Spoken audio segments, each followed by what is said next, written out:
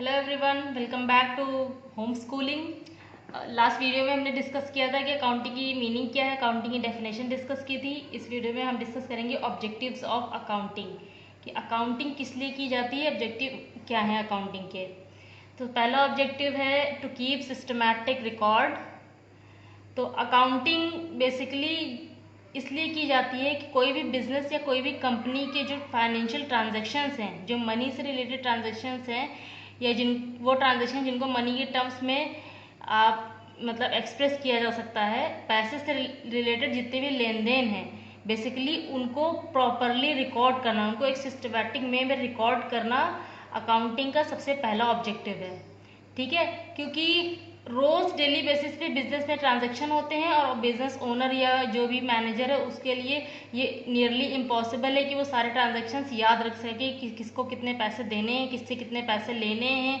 और बहुत सारे बिजनेस में ट्रांजैक्शन होते हैं तो उनको याद नहीं रखा जा सकता, इसलिए लोग उनको रिकॉर्ड करते हैं। और अकाउंटिंग का मेन ऑब्जेक्टिव ये है कि ट्रांजैक्शंस को सिस्टमैटिक में रिकॉर्ड किया जाए। And next objective of accounting है to protect business properties. Business की जितनी भी प्रॉपर्टीज, जितने भी एसेट्स हैं, बिजनेस की जो वैल्यूएबल थिंग्स हैं, जो बिजनेस राइटफुली ओन करता है, और जो बिजनेस की अपनी चीज़ें हैं जो बिजनेस में काम आती हैं, फॉर एग्जांपल मशीनरी हो गई, और अगर मैन्युफैक्चरिंग कंपनी है तो वहाँ पे रॉ मटेरियल होता है, फिनिश गुड्स होती हैं, ठीक है, और बहुत सारी चीज़ें होती हैं बिजनेस में। तो बिजनेस की प्रॉपर्टीज़ को प्रोटेक्ट करना ये भी one of the objectives of accounting है। कैसे, जब हम बिजनेस में सारी चीज़ों का रिकॉर्ड रखते हैं तो एसेट्स का भी रिकॉर्ड रखते हैं, तो इससे बिजनेस ओनर जो है वो उसको ये जानकारी रहती है, उसको ये नॉलेज रहती है कि उसकी जितनी भी थिंग्स हैं, जितनी भी एसेट्स हैं, प्रॉपर्टीज़ हैं, वो कहाँ कहाँ यूज़ हो रही हैं, वो मिस यूज़ तो नहीं हो रही हैं, वो प्रॉपरली सेफगार्डेड हैं या नहीं। तो ये सारी जानकारी आपको अकाउंटिंग रिकॉर्ड से मिल जाती है, तो इससे बिजनेस की प्रॉपर्टीज प्रोटेक्ट रहती है, उनका मिस यूज नहीं होता है। Next objective is to ascertain the operational profit and loss. Ascertain करना मतलब जानना या प्रॉफिट निकालना, ठीक है।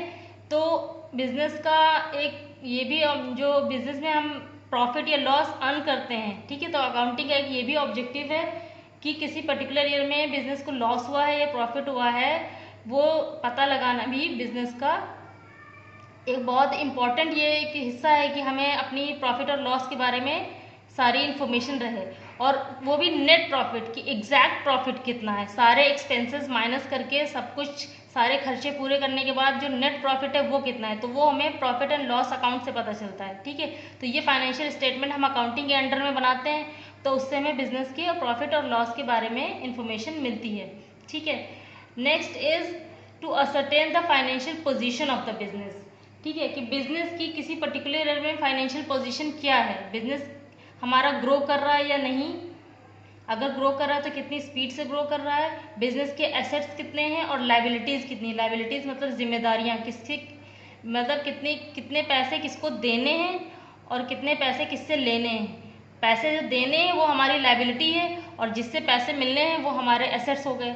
ठीक है, तो बिजनेस किस फाइनेंशियल पोजीशन पे है ये असर्टेन होता है बैलेंस शीट से। ये बैलेंस शीट एक ऐसा स्टेटमेंट है जो बिजनेस की एसेट्स एंड लाइबिलिटीज को बताता है। ठीक है, तो ये बैलेंस शीट हम अकाउंटिंग के अंडर में बनाते हैं, जो कि हम आगे जाके पढ़ेंगे इसके बारे में। तो बैलेंस शीट के जरिए जो हमें बिजनेस की फाइनेंशियल पोजीशन पता चलती है, ठीक है, तो उससे हमें ये रहता है, हमें आगे की स्ट्रैटेजीज बनाने में हमें मदद मिलती है कि हाँ हमें आगे बिजनेस में क्या करना है। तो this is one of the objectives of accounting कि बिजनेस की फाइनेंशियल पोजीशन पता रहती है हमें। ठीक है, the last objective of accounting is to facilitate the rational decision making.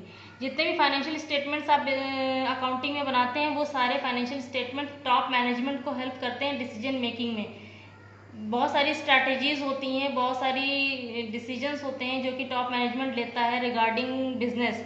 ठीक है, तो वो फाइनेंशियल स्टेटमेंट जैसे आपका नेट प्रॉफिट एंड लॉस का जो स्टेटमेंट है, तो उससे अगर आप जो है उसमें अगर प्रॉफिट हुआ है, ठीक है, तो ये चीज़ जो है टॉप मैनेजमेंट देखता है कि हमारा जो टारगेट था प्रॉफिट का वो पूरा हुआ है कि नहीं।